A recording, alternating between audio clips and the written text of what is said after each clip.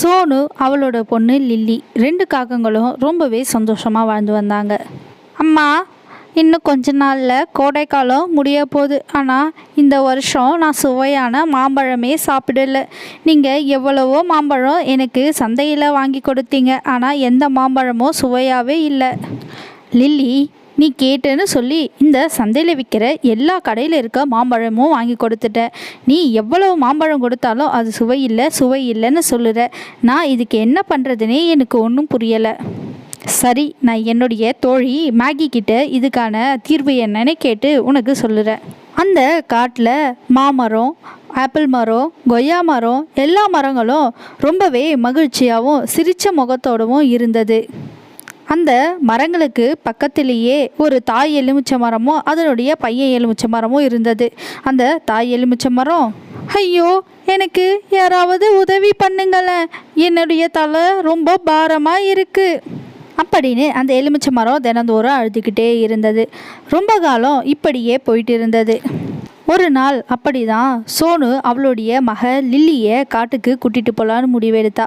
சோனுவும் லில்லியும் ரொம்ப தூரமாக பறந்து காட்டுக்கு வந்தாங்க. அம்மா, என்ன எங்கே கூட்டிகிட்டு போகிறீங்க? எவ்வளவு தூரம் இப்படியே நம்ம 2 பேரும் பறந்து போயிட்டுருக்கிறது? நீங்கள் காலையிலிருந்து எங்கே கூட்டிகிட்டு போகிறோன்னு என்கிட்ட சொல்லவே இல்லையே. லில்லி, நீ தானே ரொம்பவே சுவையான மாம்பழம் வேணும்னு கேட்ட. நானும் உங்ககிட்ட மேகி கிட்ட கேட்டு சொல்கிறேன்னு சொன்னல, அதனால தான் உனக்கு சுவையான மாம்பழங்களை பறித்து தரலான்னு இந்த காட்டுக்கு கூட்டிகிட்டு வந்தேன். இன்னும் கொஞ்சம் தூரம் போனோன்னா அந்த மரம் வந்துடும்னு மேகி சொன்னா. இப்படி பேசிக்கிட்ட லில்லிக்காகவும் அவளுடைய அம்மாவான சோனுக்காகவும் மாமரத்தை தேடி தூரமாக பறந்து காட்டுக்கும் வந்தாங்க. ஆஹாஹா, பாத்தியா மாமரமே, நம்மளை தேடி இந்த 2 அழகான காகங்கள் ரொம்ப தூரத்துலேருந்து வந்திருக்கு போல இருக்கு. நம்ம கிட்ட இருக்க சுவையான மாம்பழமும் சுவையான ஆப்பிளையும் இந்த காகங்களுக்கு கொடுக்கலாம். அழகான ஆப்பிள் மரமே, கொஞ்ச நேரம் உன்னுடைய வாயை மூடு. நான் இவங்களுக்கு சுவையான மாம்பழத்தை கொடுக்குறேன், நீ சுவையான ஆப்பிளை கொடு. இந்த 2 காகங்களும் நம்மளுடைய பழங்களை சாப்பிட்டு ரொம்பவே சந்தோஷமாக இருக்கட்டும். இப்படி பேசிக்கிட்ட ஆப்பிள் மரமோ மாமரமோ காகங்களுக்கு மாம்பழத்தையும் ஆப்பிள் பழத்தையும் கொடுத்தது. 2 காகங்களும் வயிறு முட்டை ஆப்பிளையும் மாம்பழத்தையும் சாப்பிட்டது. இங்கே பாருங்க சின்ன காகங்களா, என்னுடைய நண்பன் ஆப்பிள் மரத்தை பார்த்து நீங்கள் ஒன்றும் பயந்து போகாதீங்க. அவன் ஒரு மரமண்டை, அப்படி தான் பேசிக்கிட்டே இருப்பான். அவன் திறந்த வாயே மூட மாட்டான். மாமரமே, என்னதான் ஆப்பிள் மரம் பேசிக்கிட்டே இருந்தாலும் அதனுடைய சுவையே தனியாக இருந்தது. நான் இதுவரைக்கும் இது போல் ஒரு சுவையான ஆப்பிள் பழத்தையும் மாம்பழத்தையும் சாப்பிட்டதே கிடையாது. ஆமாம், அம்மா சொல்கிறது உண்மைதான் மாமரமே. எனக்கு மாம்பழம்னா ரொம்ப பிடிக்கும். எங்கள் அம்மா சந்தையில் நிறைய வகையான மாம்பழம் வாங்கி கொடுத்துருக்காங்க. ஆனால் உன் மரத்தில் இருக்க மாம்பழத்தை போல் ஒரு சுவையான மாம்பழத்தை நான் சாப்பிட்டதே இல்லை. ஆப்பிள் கூட மிக மிக சுவையாக இருந்தது. இது போல் சுவையான பழங்களை நான் இது வரைக்கும் சுவைச்சதே இல்லை. அட, என்ன ஒரு ஆச்சரியமான விஷயம்! என் லில்லி வாயிலிருந்து ரொம்பவே சுவையான மாம்பழம் சாப்பிட்டேன்னு சொன்னது. மாமரமே, உனக்கு நான் ரொம்பவே பெரிய நன்றியை சொல்லிக்கிறேன். என் எந்த பழத்தை வாங்கி கொடுத்தாலும் சுவை இல்லைன்னு சொல்லிட்டு இருப்பா. இப்படி சோனுக்காக பேசிகிட்டு இருக்க உடனே லில்லி, அம்மா, எனக்கு என்னமோ தூரத்துலேருந்து அழுகிற சத்தம் ரொம்ப நேரமாக கேட்டுட்ருக்கு. எனக்கு யாரோ அழுகுறாங்க போலன்னு தோணுதுமா. உங்களுக்கோ அது போல் யாருன்னா அழுகிற சத்தம் கேட்குதாம்மா அப்படின்னு லில்லி அவளுடைய அம்மா சோனுவை பார்த்து கேட்டா. ஆமாம் சோனு, எனக்கு ரொம்ப நேரமாகவே அந்த சத்தம் கேட்குது. சரிவா, நம்ம 2 பேரும் அது என்ன சத்தம்னு போயிட்டு பார்க்கலாம். ஐயோ, என்னையும் என் மகனையும் யாராவது காப்பாத்துங்களேன். எங்களுக்கு தயவு செஞ்சு யாராவது ரொம்ப பெரிய உதவி பண்ணுங்க ப்ளீஸ். தயவு செஞ்சு யாராவது உதவி பண்ணுங்களேன் அப்படின்னு எலுமிச்சை மரம் அழுதுகிட்டே அக்கம் பக்கத்தில் இருக்க எல்லா பறவைகள்கிட்டையும் விலங்குகள்கிட்டையும் உதவி கேட்டுக்கிட்டே இருந்தது. ஆனால் யாரும் உதவ வராமல் இருந்தாங்க. அழகான சுவையான மாமரமே, உங்களுக்கும் அந்த சத்தம் கேட்குதா? அந்த சத்தத்துக்கு காரணம் என்னன்னு நீங்கள் சொல்லுறீங்களா? காகமே, எனக்கு அந்த அழுகை குரலுக்கான காரணம் என்னன்னு தெரியும். இங்கேருந்து கொஞ்சம் தூரத்தில் ஒரு தாய் எலுமிச்சை மரமும் அதனுடைய மகன் எலுமிச்சை மரமும் இருக்குது. அந்த தாய் எலுமிச்சை மரம் தினமும் இப்படி தான் அழுதுகிட்டு உதவி கேட்டுட்ருக்கோம். ஒரே நாள் தவறாமல் இரவும் பகலுமா அந்த மரம் அங்கே போயிட்டு வர எல்லா பறவைகள்கிட்டேயும் விலங்குகள்கிட்டேயும் உதவி கேட்டுக்கிட்டே இருக்கும். எனக்கும் கேட்க பாவமாக தான் இருக்குது. ஓ, அப்படியா மாமரமே, நீங்கள் எனக்கு பண்ண உதவியை என்றைக்குமே நான் மறக்க மாட்டேன். வா லில்லி, நம்ம 2 பேரும் போயிட்டு அந்த எலுமிச்சை மரத்தை பார்த்துட்டு வரலாம் அப்படின்னு சொல்லிட்டு லில்லியும் சோனுக்காகவும் எலுமிச்சை மரம் பார்க்குறதுக்கு போனாங்க. எனக்கும் என் மகனுக்கும் யாராவது உதவி பண்ணுங்களேன் ப்ளீஸ் அப்படின்னு எலுமிச்சை மரம் தொடர்ந்து சத்தமாக அழுதுகிட்டே இருந்தது. அங்கே லில்லிக்காகவும் சோனுக்காகவும் வந்தாங்க. எலுமிச்சை மரமே, எதுக்காக நீ ஓயாமல் அழுதுகிட்டே இருக்க? உனக்கு என்ன உதவி பண்ணணும்னு சொல்லு, நானும் என் மகளும் நிச்சயமாக செய்கிறோம். அழகான காகங்களா, உங்களுக்காச்சு என்னுடைய அழுக குரல் கேட்டு உதவி பண்ணணும்னு மனசு வந்திருக்கு. இது ரொம்பவே பெரிய விஷயம். நீங்களாச்சு நான் என்ன உதவி கேட்க போகிறேன்னு தெரிஞ்சுக்கிட்டு செய்வீங்களான்னு தெரியல. இருந்தாலும் பரவாயில்ல, நான் உதவி என்னன்னு கேட்குறேன். இங்கே பாரு எலுமிச்சை மரமே, நீ ஒன்றும் பயப்படாத. நிச்சயமாக நானும் என் மகள் லில்லியும் உனக்கு உதவி பண்ணுவோம். உனக்கு என்ன உதவி வேணும்னு நீ சொல்லு. என்னுடைய கிளைகளில் நிறைய எலுமிச்சை மரம் இருக்குது. இந்த எலுமிச்சை மரத்தை எல்லா பறவைகள்கிட்டையும் பறித்து கீழே போட சொல்லி கேட்டேன். ஆனால் எல்லா பறவைகளும் அதை மறுத்துடுச்சு. இப்போது நிறைய எலுமிச்சை மரங்கள் ஆகிடுச்சு.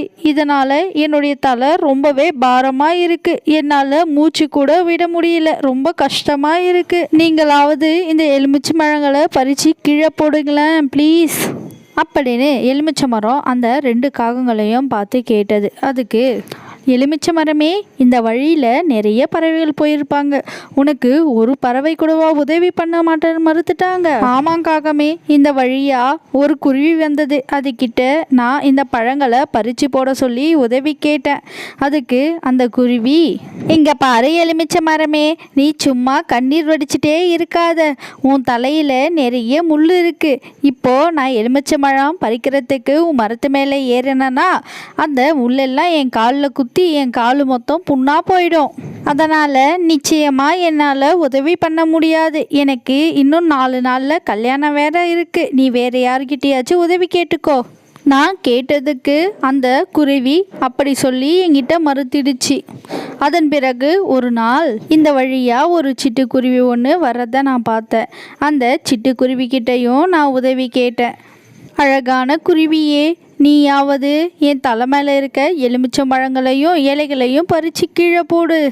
என்னால் சுத்தமாக தலைபாரம் தாங்க முடியலை. இங்கே பாரு எலுமிச்சை மரமே, நீ அழுகாத. நீ அழுகிறது பார்த்தா எனக்கு ரொம்பவே கஷ்டமாக இருக்குது.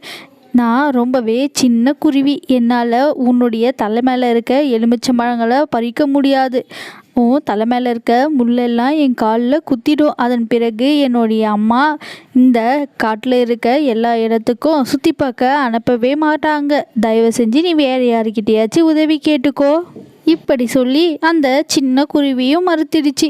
அதன் பிறகு நான் நிறைய பறவைங்கிட்ட உதவி கேட்டேன். எல்லாரும் என் குரலை கேட்டாவே இந்த பக்கம் வரவே மாட்டுறாங்க. அங்கே இருக்க ஆப்பிள் பழத்தையும் மாம்பழத்தையும் சாப்பிட்டு அப்படியே போயிடுறாங்க. நான் என்ன பண்ணுறது அப்படின்னு அந்த எலுமிச்சை மரம் சொல்லிட்டு ஓன்னு அழ ஆரம்பிச்சுது. அதுக்கு லில்லிக்காகவும், எலுமிச்சை மரமே, நீ அழாத. உன்னுடைய கதையை கேட்டால் எனக்கு ரொம்பவே சோகமாக இருக்குது. நிச்சயமாக நானும் என்னுடைய அம்மாவும் உனக்கு உதவி பண்ணுறோம் அப்படின்னு லில்லிக்காகவும் சொன்ன உடனே சோனுக்காகவும் எலுமிச்சை மரத்து மேலே இருந்த எல்லா பழங்களையும் பறித்து கீழே போட்டது. கொஞ்ச நேரத்தில் எலுமிச்சை மரத்தில் இருந்த எல்லா பழங்களும் கீழே வந்து சேர்ந்தது. சோனுக்காகமே, என்னுடைய முற்கள் எல்லாம் உன்னுடைய உடலில் குத்தி மொத்தமே காயமாயிடுச்சு. உன்னை பார்த்தா எனக்கு ரொம்ப கஷ்டமாக இருக்குது. எனக்கு உதவி பண்ணதுக்கு ரொம்ப நன்றி. இப்போ தான் என்னால் மூச்சு கூட நிம்மதியாக விட முடியுது அப்படின்னு எலுமிச்சை மரம் பேசிகிட்டு இருக்கு. அதுக்கு சோனுக்காகவும், எலுமிச்சை மரமே, நீ கவலைப்படாத. உனக்கு நான் உதவி பண்ணணும்னு நினச்சேன். அதனால தான் எனக்கு உடலில் முள் குத்திடுச்சின்னு நீ வருத்தப்படாத. இந்த காயம் கொஞ்ச நாள்லே சரியாயிடும். இப்போ நீ சந்தோஷமாக இருக்க. அதனால் எனக்கு இப்போது மனசு ரொம்பவே திருப்தியாக இருக்குது. நான் உங்ககிட்ட ஒரு உதவி கேட்கலாமா? இந்த எலுமிச்சை பழங்களை நானே கொண்டு போகலாமா?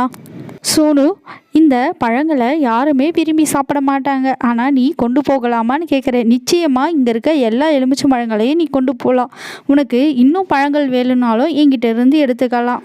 உனக்கு என்றைக்குமே நான் ரொம்பவே பெரிய நன்றி கடன் பட்டிருக்கோம். நானும் என் மகனும் உன்னுடைய உதவியை என்றைக்குமே மறக்க மாட்டோம். இப்படி பேசிக்கிட்ட எலுமிச்சை மரமும் காகங்களும் எலுமிச்சை மரங்கிட்ட இருந்த எல்லா பழங்களையும் எடுத்துக்கிட்டு அந்த 2 காகங்களும் அதனுடைய வீட்டுக்கு சீக்கிரமாக பறந்து வந்தாங்க.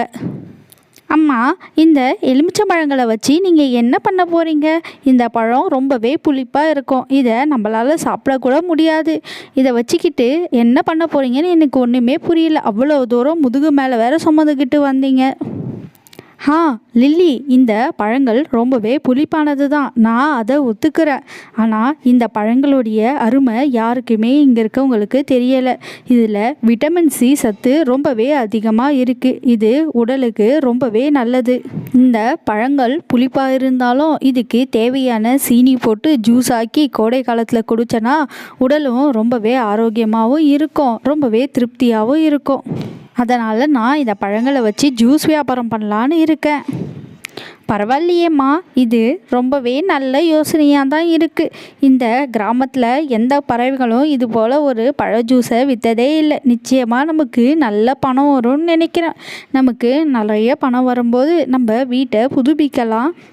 இப்படி லில்லிக்காகமும் சோனுக்காகவும் சந்தோஷங்களை பரிமாறிக்கிட்டாங்க. சோனுக்காகவும் சொன்ன மாதிரியே கொஞ்ச நாள்லேயே எலுமிச்சை பழ ஜூஸ் கடையே திறந்தது. அந்த கடையினால் சோனுக்காகத்துக்கு நல்ல வருமானமும் வந்தது. இந்த பூமியில் இயற்கையால் கிடைக்கிற எல்லா பொருள்களுமே ஏதோ ஒரு தேவைக்காக பயன்படுது. அது என்னன்னு நம்ம தான் ஆராய்ச்சி தெரிஞ்சு பயன்படுத்திக்கணும்.